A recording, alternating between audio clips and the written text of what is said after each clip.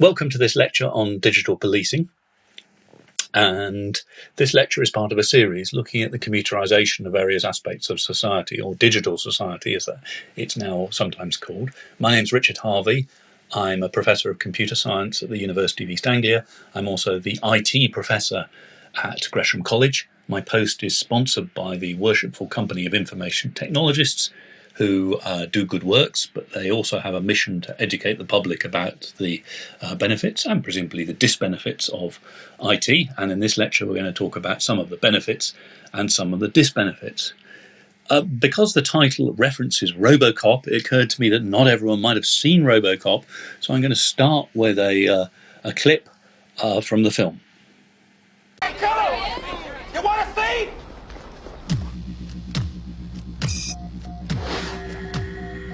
Get up, Your Honor. Get up. Get up. Your public wants to see you. Nobody ever takes me seriously. Well, get serious now and kiss the mayor's ass goodbye.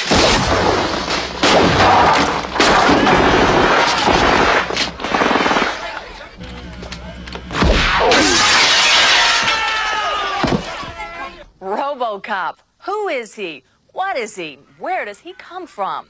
He is OCP's newest soldier in their revolutionary crime management program. OCP spokesman claimed that the fearless machine has crooks on the run in Old Detroit. Today, kids at Lee Iacocca Elementary School got to meet in person what their parents only read about in comic books. Robo, excuse me, Robo. Any special message for all the kids watching at home? Stay out of trouble. Stay out of trouble. Yeah, that's one of the catchphrases from the film, the 1987 Verhoeven film. I should say it's remarkably difficult to get some clips from Robocop that one can actually play without crossing the censors, either because there's far too much violence or there's too much swearing. Right, well, that was fantasy. What about the reality? Now, I'm going to veer across a variety of different country systems when talking about crime and punishment, but I'd like to start with the UK, and I'd like to start with this statistic that sort of tells us something about the emergency services, just to put crime in context in the UK. So in 2017, there were around 37 million calls to the emergency service, 999 calls as they're called in the United Kingdom, or 911 in the USA, or 112 in pretty much every other country, including the UK and the USA. 112 is the GSM emergency number.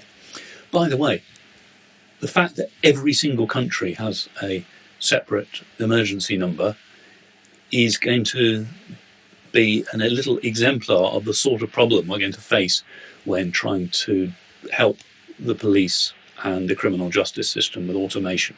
Far too much variation.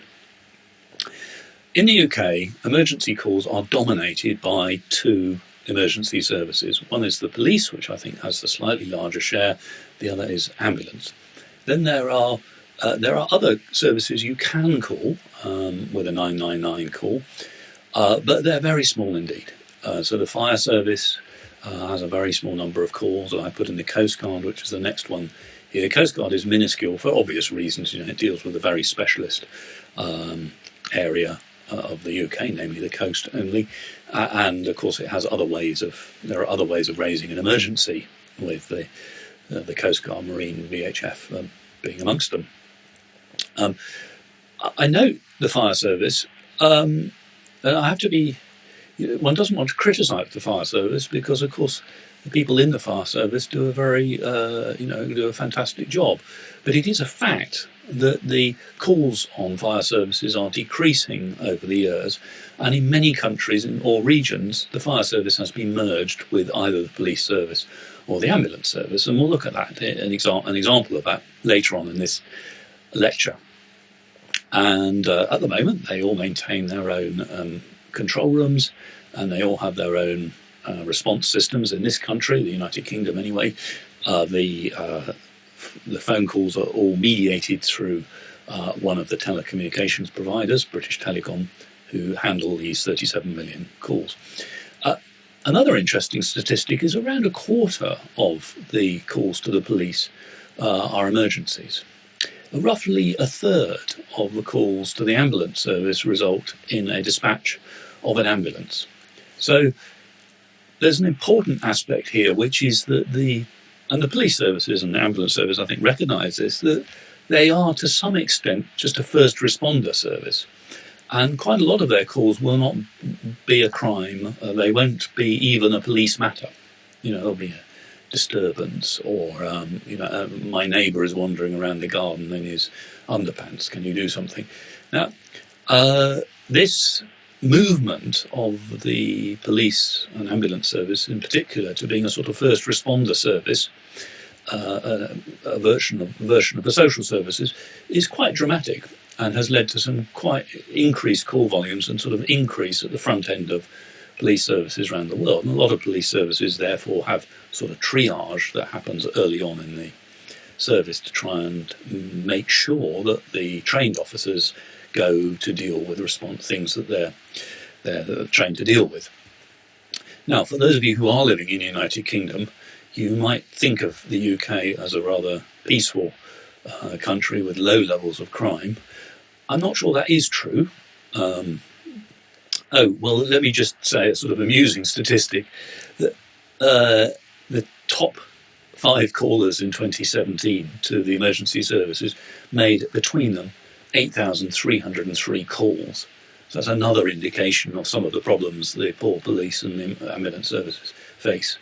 You've got these sort of repeat frequent flyers, as it were, who call the police for every little thing and expect them to turn up.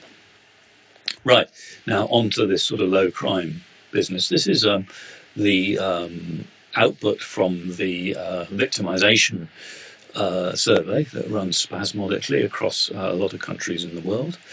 And it actually indicates that the UK is not particularly a low crime country, if you're to believe these surveys. Now, these surveys are much debated. Some people think that some countries are much more, but people are much more likely in a survey to say that they have been a victim of crime than in other countries, particularly if your country has a corrupt police force, then you want to keep away from them, so you don't report crime at all. So possibly there's a reporting difference. And these are the countries on the bottom of the list: Spain, Norway, Scandinavian countries, and so on. Interestingly, reformers often point out that the countries at the bottom of the list tend to have a much more interest in avoiding prison, so they have a more sort of reformative justice system.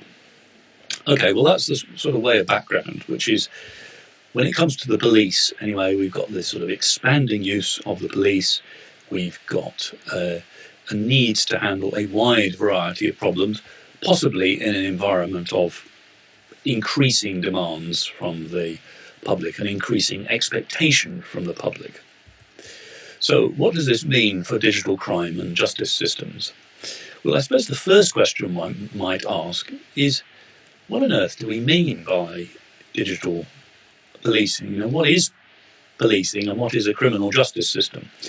Well, when I was preparing this lecture, I sort of struggled a bit, and I eventually, being a software engineer, I thought, well, I have to have a block diagram that shows me something, of what the criminal justice system might look like.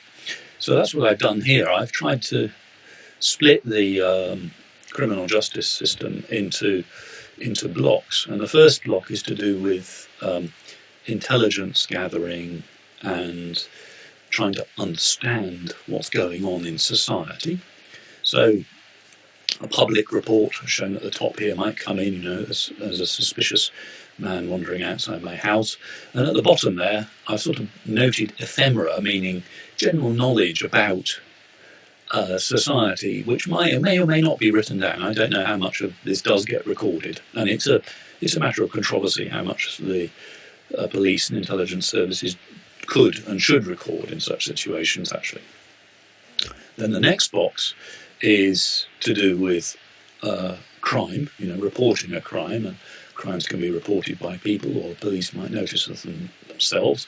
And of course there are cases where crime is reported, but it isn't really a crime, in which case that becomes a sort of null case. And then towards the end of the system, we have investigation, criminal investigation, and cases are either pursued or dropped. And then we go into the justice system or the court system. And the output of, in England anyway, is that either someone is guilty or innocent. In other dominions, there are alternative judgments, sort of intermediate judgments. We couldn't make our mind up sort of judgments, but basically it's a binary decision. So in terms of information flow, you've got this enormous amount of information at the front of the funnel, as it were, and at the end of it, you've got a binary information, guilty or not guilty, and everything else is discarded and sorted by the system. Well, I was quite pleased with this diagram when I produced it, and I then overlaid the National Police Chiefs Council's digital policing portfolio on top of that. What they've done is they've sort of segmented the processes and systems that they're dealing with into really three areas. The first one is sort of dealing with the public, and they call that digital public contact, DPC. Okay. The second one is making sure the whole criminal justice system flows smoothly and seamlessly without paper and without a lot of machine-into-machine translation, format translation from investigation and intelligence through to justice. And they call that digital first. And then there's the middle bit, and the middle bit's the bit that Robocop focuses on, the bit that all the TV focuses on, the bit, it's all the NCIS type programs focus on, and that's digital intelligence and investigation, DII.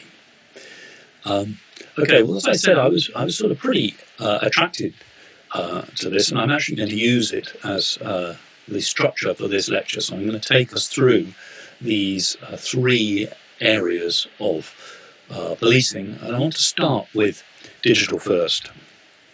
So digital first, if you remember, that is the necessity to get information moving across the criminal justice system in a secure way that doesn't involve format translation, repetition, or data loss. And that might sound a very easy thing to say, and this is quite trivial to say, well, they should all be connected, shouldn't they? But actually these challenges, systems architecture challenges, can be very, very pernicious and long-running. And to give you a reason for that, I'm going to show you a diagram which is really sort of, I think, heroic work by the Government Digital Service. The Government Digital Service, I'm referring to the UK government here, or GDS, is part of the Cabinet Office. And they're not that well known, but they should be better known. I think they're the sort of hidden heroes of the civil service, really. What they're trying to do is they're trying to redesign the government to fit, well, they have 10 objectives for design. And the first one is they've got to start with user needs. They think government should do less. They should design with data. They should do the hard work to make it simple, meaning you should put in a lot of work on systems design and architecture. Then you iterate and iterate again. Try and remember this is for everyone, meaning don't leave people out. Don't forget about the non-inclusion of certain part, the digital divide, as it's called. Understand the context. Build digital services, not websites. That's important. The government isn't just a website; it's a service. Be consistent, but not uniform. Make things open, it makes things better. Okay, well, as part of their principle of making things open, they produced this absolutely monster diagram of the criminal justice system. It's so large it won't fit on a slide. So what I've done is I've redrawn it. And you can see it on this slide here. Now on the top line here, we've got sketched external users. So the top left there is a member of the public. And they are having some input into the criminal justice system. In the middle of this system are activities, things that various actors in the system undertake. And at the bottom, we've got internal users. So the first one down the bottom there is a police officer. Now, as I run this across the screen, I hope you can see we're scanning through from intelligence and investigation through to the sort of activities that might be undertaken by the police, through to the preparation of cases and dealing with victims, through to, at the end, the business of trial, and then at the end, prison, fines and restorative justice. And it's deliberate that in this diagram they have not named the services delivering the various parts of this system. And there's a reason for that. I mean, firstly, customers or users of the service couldn't care less what the name of the service is. They only care about the service. Users will tend to assume that your service is connected, even though it may not be. There's nothing more irritating to me when somebody says, "Oh, that's someone else's job. You need to go and knock on another door."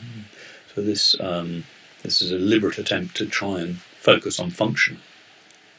That said, when you do start to make a list of people involved, it is pretty surprising list. So here are some of the actors in the UK. Do I mean UK? Yes, UK system. So we've got some NGOs here. People might be concerned with whether the law works at all. Okay. We've got local partnerships, and they're trying to connect various other bodies. We've got people who are capable of doing detection and investigation. A staggering number here, I always think. At least 43 police, territorial police forces. So your trivia question, what is the smallest police force in the UK? City of London, which has, I think, about 600 officers. And then Warwickshire, which is a little bit bigger. Largest, Metropolitan Police, 31,000 officers, or Scotland, which has about 17,000 officers in Scottish police. Okay, and then you also have non-territorial police forces.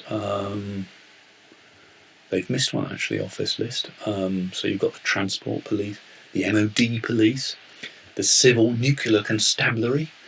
There you go, there's a fascinating one. Civil Nuclear Constabulary, they're the people who are responsible for protecting civilian power plants in this country and escorting nuclear material as it sneaks its way around the country. They have 1,000 officers. 1,000 officers. They have more officers than the smaller police forces. And in the course of a year, the year that I looked at, which I think was 2017, they managed to make a sum total of 12 arrests, 2 of which were incorrect. Now, the reason I'm laughing will become apparent, but let's just have a look at a few more of the people. We've got 60 bodies in this country who are capable of prosecuting people. We've got this group of characters who can run trials. We've got these people involved in witness services and these people involved in probation. So here's a nice quote from the Government General Service blog. And I'll just read a bit of it. The more you look at this map, referring to the previous amazing diagram, the more you realise that the criminal justice system isn't a system at all. Of course, it was never designed to work this way, but that's because it was never actually designed. Right, this is a big issue, ladies and gentlemen. And the problem is, if you don't design the system, is it reasonable to automate it or to digitise it? You're creating an enormously complex digitisation problem because of the fact you don't have a system. So everybody has an exception. And this large number of actors, this large number of bodies, all with their different interests and domains and dominions, make the effective automation of the service impossible. And Britain is not unique in this regard. I mean, the USA has a very complex regional system as well. A lot of established democracies have quite complex systems. The UK is unusual in its regionality. I think it's very common in Europe to have police forces by function. So you might have in Italy, for example, you've got a finance police, you've got a police who specialise in certain types of crime, and that probably makes some sense. But I really think this is a major issue for society. It's incredibly expensive having these little fiefdoms. And in the UK, the introduction of police crime commissioners, who are elected officials who are meant to look after various bits of these dominions, have made things worse. Because, of course, the last thing they want to do is put themselves out of a job and merge with someone else. So this is a very big issue, I think. It is very serious, this aspect, and it's going to be very expensive, and it's going to hinder the digitisation of our police forces. But I can't say much more about it than that, so I'm just going to park it for the time being, and I'll come back to it when I look a bit more about the future. But I'm going to talk now about some of the more sort of whiz-bang things, some of the things that make the press get excited. But let's keep in the back of our minds this fundamental issue, which is the architecture of the criminal justice system in a lot of established democracies is too complicated, has poor structure, and is not really amenable to effective digitisation. Now then, on to the more exciting stuff, I guess, which is digital intelligence and investigation, or cyber investigation if you prefer. The first thing I should point out is that cyber investigation is not only associated with cybercrime, and in fact cybercrime is a relatively minor aspect of policing, and I'm not going to talk about it today. What I would want to point out is that even sort of humdrum crime, everyday crime, nowadays will often have a cyber aspect to it. If you think about, say, rape, where essentially, one person accuses something of something else, it's very common in those circumstances for police officers to have to get access to the personal communication devices of both the alleged victim and the alleged rapist to work out if there was any communication between them beforehand, either by SMS or WhatsApp or any of those things. And the services that we'll be looking at are often end-to-end encrypted. They're often based in foreign territories, and so on and so on and so on. So, that is an issue. Now, just to illustrate how ordinary crime is considerably much more easily detected by the use of great cyber detective work, I'm just going to show you a quick clip from Murder 24/7, which was a factual documentary series run on the BBC recently, very well shot. And this is a very short clip taken from the middle of what they call a manhunt. Hi Steve, I've just got some more data through for Slater, so I thought I'd give you a quick update. So at 7:37 this morning, Slater's phone activates a mast on the corner of Chalkwell Avenue, and this associate's home address is on Chalkwell Avenue. This is definitely the mast that he would activate if he had been at that address, and if not, he's been in the vicinity.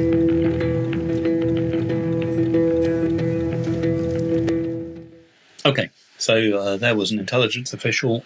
She had managed to get access to the person they were hunting's mobile phone.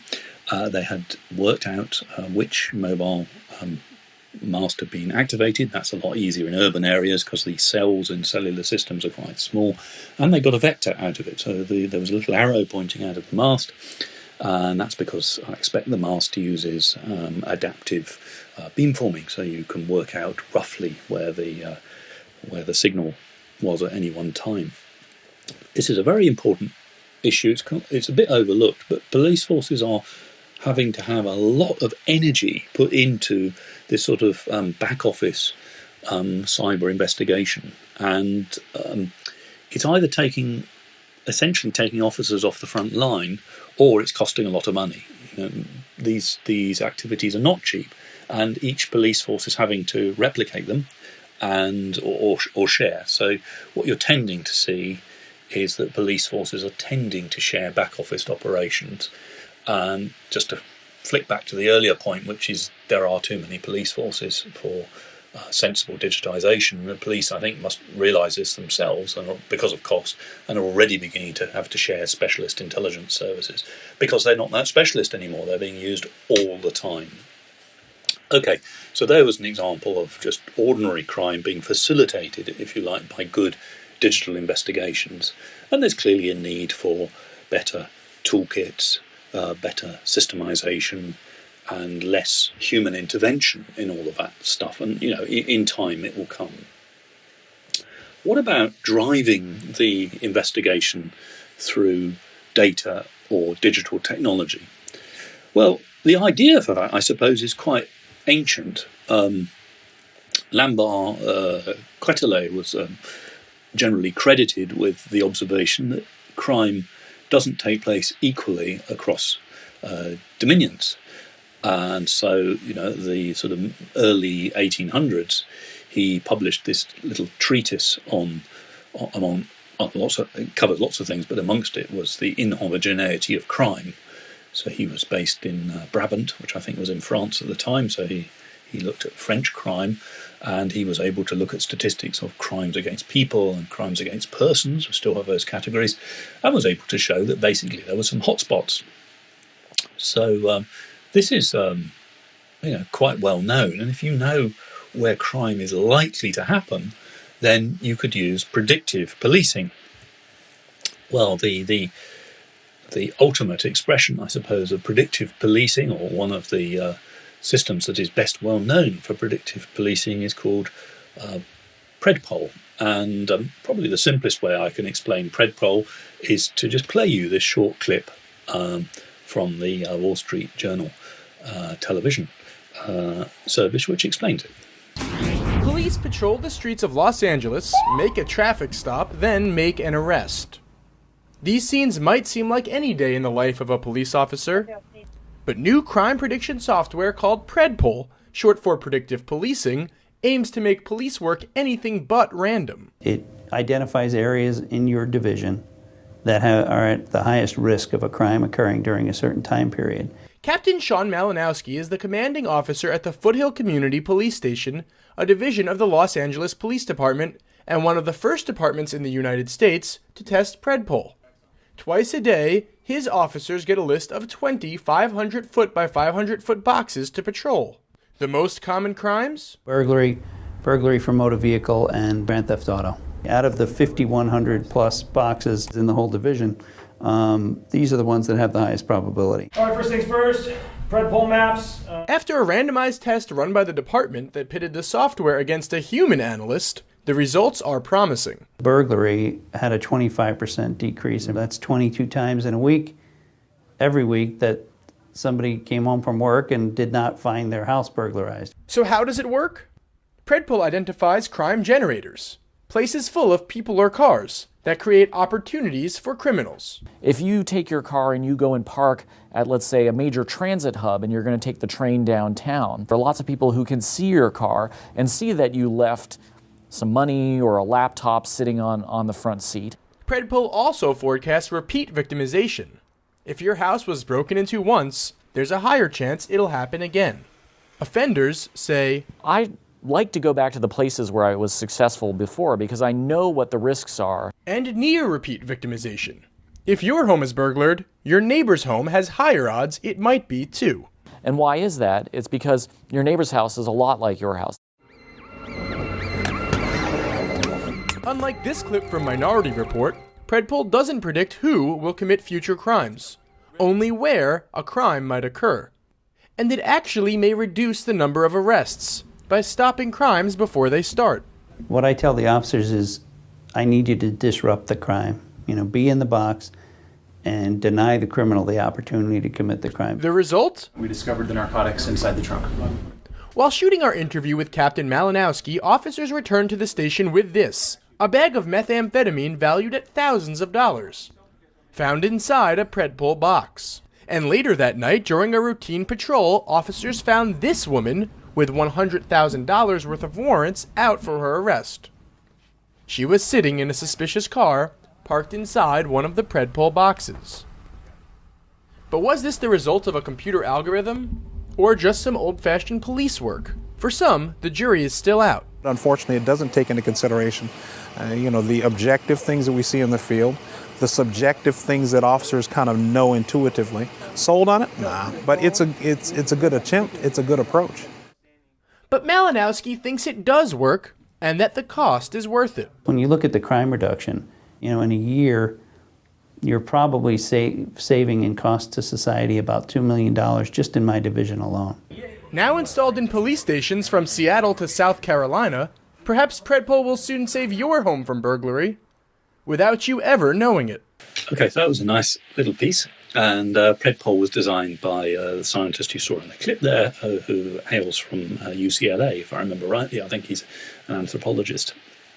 And it's a learned system, so it has to learn the crime statistics for a neighbourhood. So you have to have good crime recording and report recording, and of course it adapts as you go through the system. It's been heavily criticised, and I'll talk a little bit more about the criticisms later.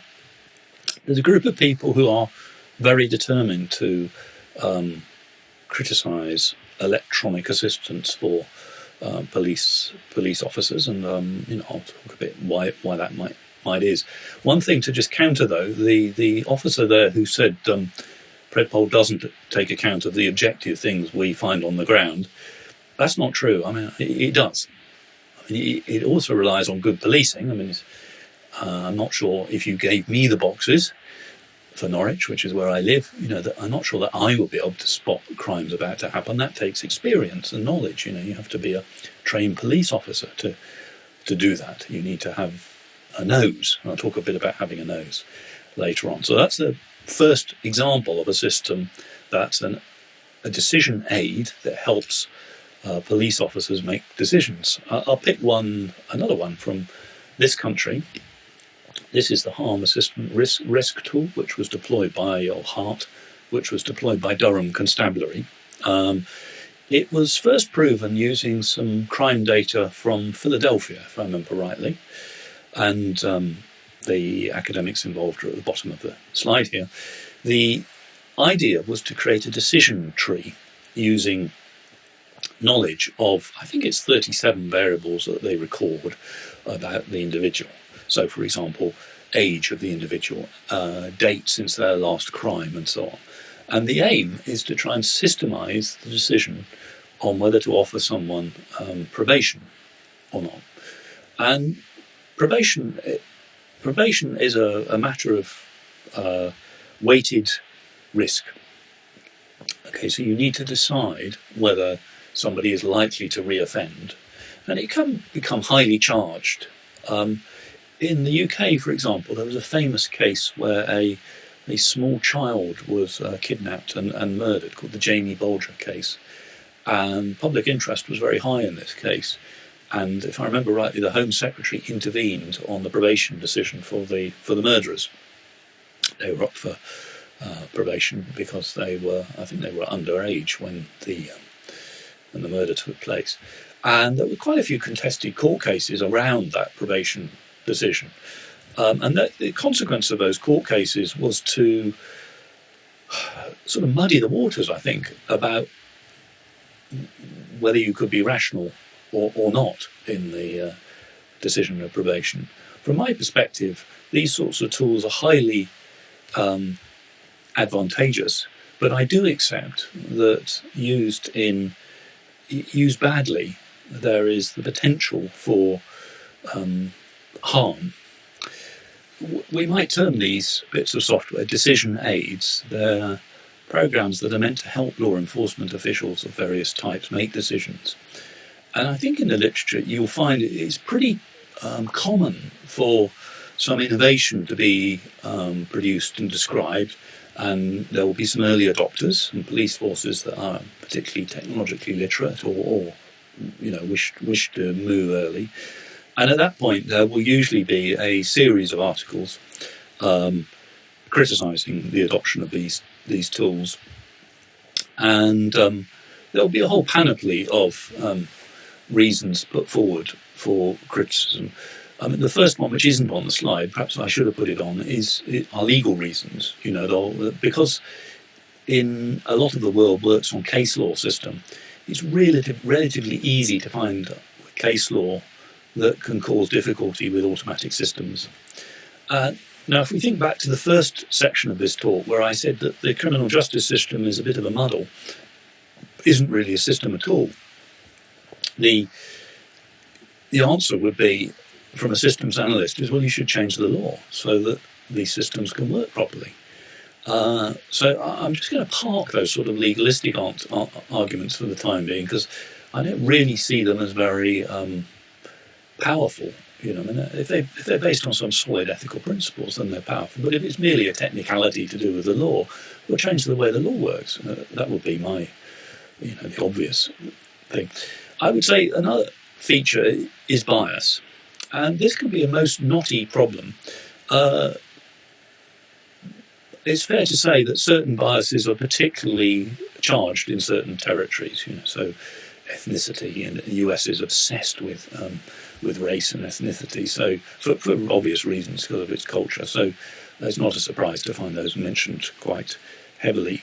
Biases can be quite knotty to get away from, because you don't always know they're there. So just to pick an example, HART, which was the system deployed in Durham, for a while anyway, used is Experian Mosaic data. Mosaic data is commercial data which categorise people by their lifestyle and their postcode. So you can look at a postcode and say, oh yes, these sort of people live here. Well, it's quite easy to see how that can lead to racial and poverty bias. It's not the fault of someone that they happen to live in a postcode that is problematic in terms of, say, average income. It's not their fault that they live there, they just happen to live there. There might be all sorts of reasons why they're living there. It's nothing to do with them. It's an aggregate feature of people who live there. So that needs some care. However, I think I should at this point give a sort of warning. I've come across this in other lectures in this series, and I perhaps haven't been as explicit as I'm going to be now, but let me try and be as explicit as possible. So I'm going to give you a sort of Luddite warning.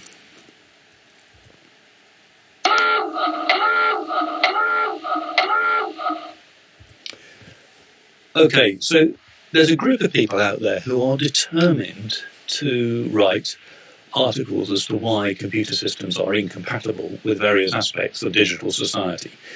And for example, in my next lecture on cashless society, we'll have to examine some of those criticisms. The thing that really irritates me about a lot of them isn't that they're critical. I mean, that's part of life. But you've got to look at the human system that is there now to compare against. It's just not fair to say the automatic probation tools are biased without saying, well, how biased are the people making decisions now? I mean, you've just got to do that. So so my Luddite warning is, if you don't see that, ladies and gentlemen, I just ask you to really think about it, because it seems to me the criticism is far less forceful than when it's accompanied by a proper analysis of the failings of the existing system. When you're introducing a computer system, there is a possibility that some things will get worse, but we need to look at the things that get better as well as get worse and take a balance on the two systems. I think I would also point out that people have a habit of picking a bias that is particularly culturally charged when they want to make a point. So, for example, there's been quite a lot of work on bias in face recognition. A lot of people don't like widespread face recognition. They think it's an infringement of personal liberties. And they particularly don't like the fact that some rather primitive face recognition systems don't recognise certain ethnicities as accurately as white people. Okay, and that's bad, I think. But it's not bad if it's discriminatory one way but not the other way. Do you see what I mean? So if, for example, one ethnicity is much more likely to be associated with crime and face recognition doesn't work with that ethnicity, then that's a bias in the other way, isn't it? that never gets mentioned. So that's another alarm bell for me on some of these criticisms. And the third alarm bell, it is quite common to complain about first-generation systems, which are inevitably pretty poor. Now, I don't want to be putting the balance too fairly against the critics. It is also true that computer scientists have a habit of implementing systems rather rapidly and not paying attention to societal impact. And there's quite a lot of work that needs to be done on that, and most modern computer science courses have quite a big component on ethics and professional behaviour now, because there have been some pretty bad examples in the past, and in some other lectures in this series I'll try and talk about those. But okay, so there's just a brief rant there for a moment about some of the Luddite tendencies.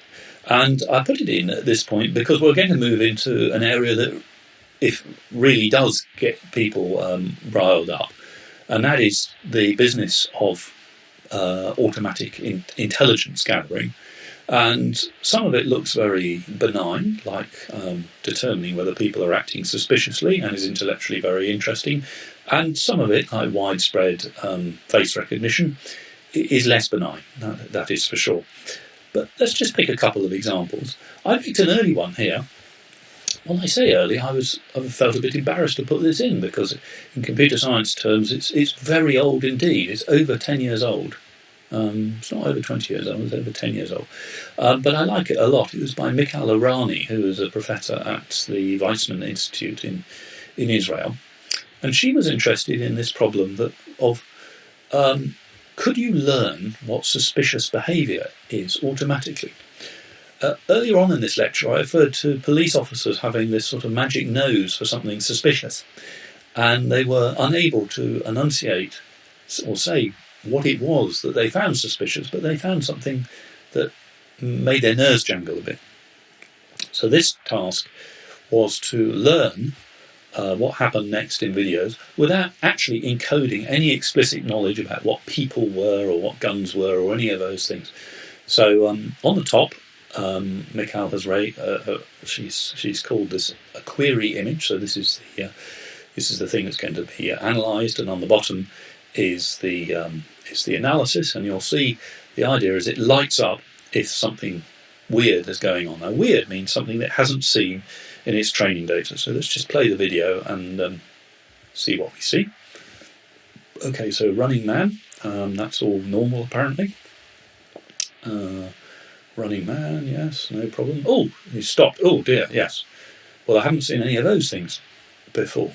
Now, the idea behind these sorts of systems is that when you've got wide field observation, you've got a lot of video data to process, this sort of thing might direct attention for a human operator. We'd say there's something odd going on. So I quite like this because it's the equivalent of the police officer's sort of nose for suspicious. Well, maybe crawling along the pavement isn't suspicious, but it's odd. It's not the sort of thing you would see every day. Okay, so what's interesting about this analysis, Mikhail Arani's analysis, is it doesn't have any assumptions or model as to what a human is. It merely forms a spatio-temporal model of how pixels change, and it works pretty effectively over lighting changes and all those sorts of things. Most systems actually don't work like this. Modern systems do take some assumptions with them, and those assumptions will be that you can track a person, and a person is basically a rectangle with a fixed set of colours in the rectangle. So let's have a look at one of those. This is I'm going to show you a system from some Spanish researchers. They form an intellectual property consortium. There's an attribution on the video, so we can have a look at it together.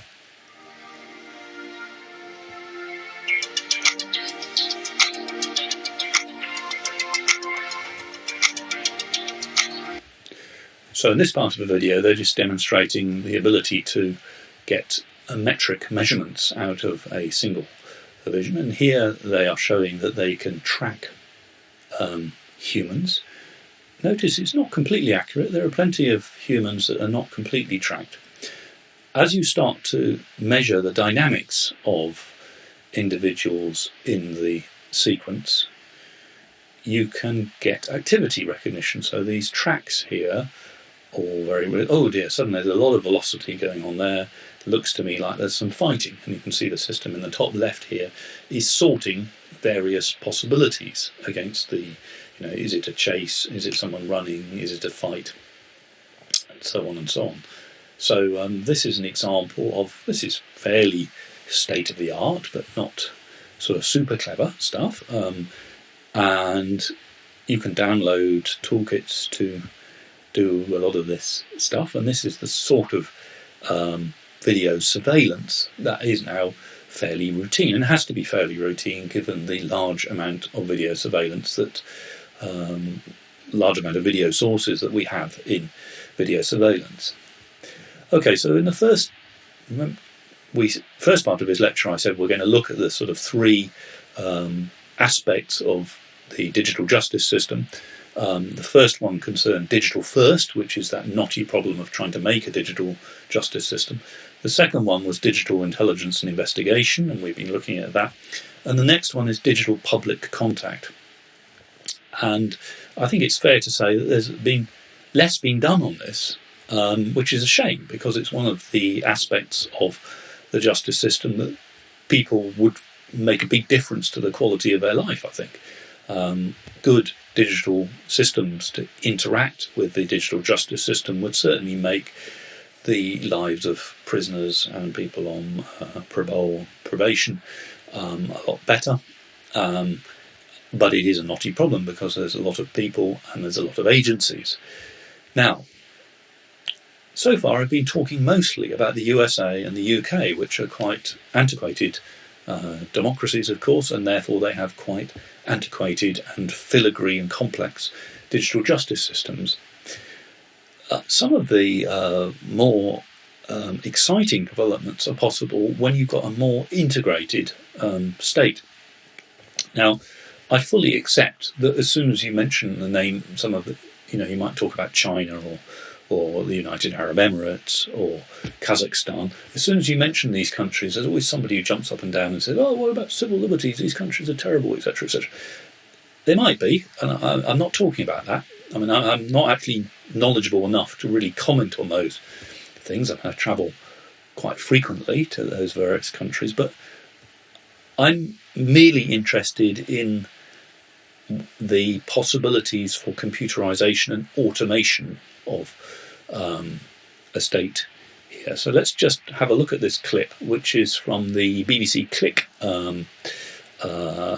TV programme. It's quite long, but it does cover quite a lot of the digital public access aspects that I was talking about earlier.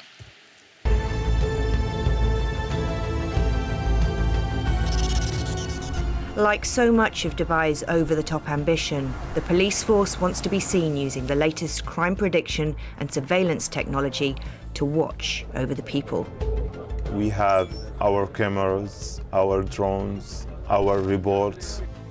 We are going to live in science fiction movies.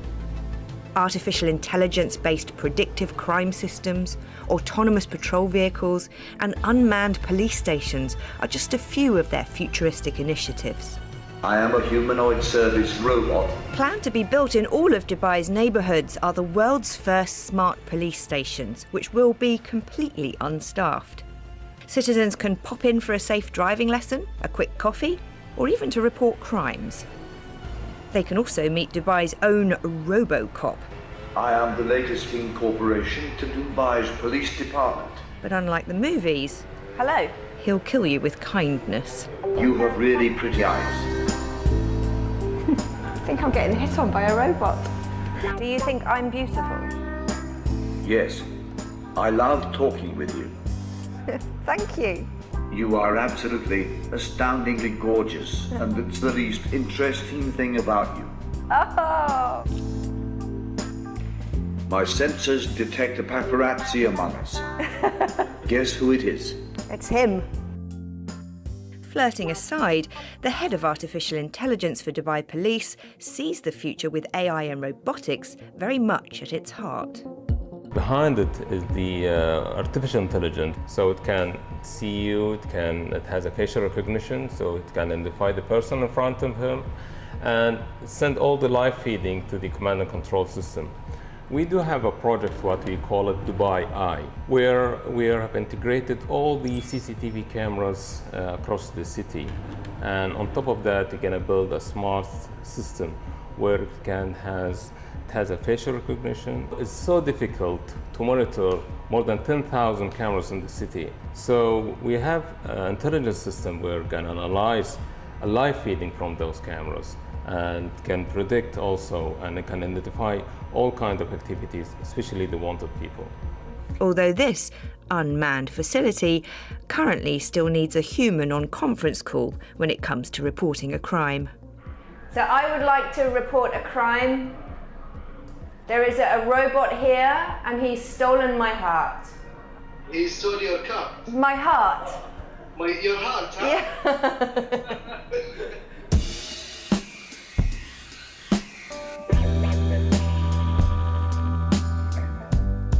We've recently seen Chicago PD's crime-predicting algorithms, and now Dubai's police are turning their focus to preventing crimes before they even happen. This application analyzes past crime and try to predict where and when the next crime in that zone could happen in the future. Another one of the smart services offered to citizens in Dubai is the ability to register if you have a history of cardiovascular problems. You can see on the map there, represented by hearts. Now this means that when an ambulance is called, it will instantly know that it could be attending a heart attack victim. And they say that this has allowed them to reduce the number of fatalities by more than 50%. That's an impressive statistic, but is this widespread surveillance reminding anyone else of a certain sci-fi film? People are going to equate this to Minority Report. What kind of protocols do you have in place to make sure that the data is used in ethical ways in future? We don't predict who will commit the crime. We predict where it could happen and when it could happen, so we can prevent it and reduce the rate for the crimes. With 1 in 3 crimes being successfully predicted this time last year, the benefits of using artificial intelligence are, well, predictable.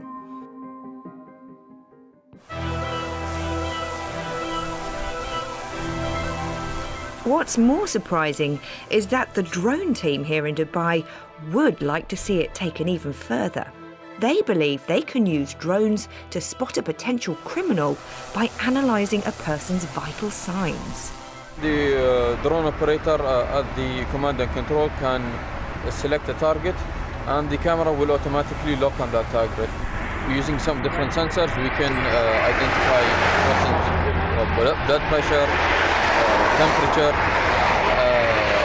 The weather itself can all play a role in the person committing a crime. You can predict if the person is willing to commit a crime or a terrorist attack or something. Like so many of Dubai's big plans, all this stuff seems to have one foot in ambitious reality and the other in well-intentioned fantasy. It's a place worth keeping an eye on, though, and you can be very sure they'll be keeping an eye on us.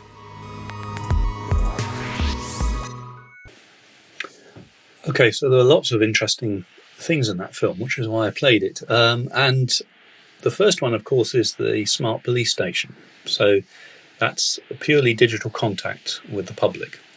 This lecture is taking place in the middle of a coronavirus lockdown, and suddenly the idea of a police station where one can interact with the police without having any person-to-person contact, using surfaces that can easily be disinfected with UVA light, that seems very attractive and something that might be very, as by the way is the idea of using service robots for interaction.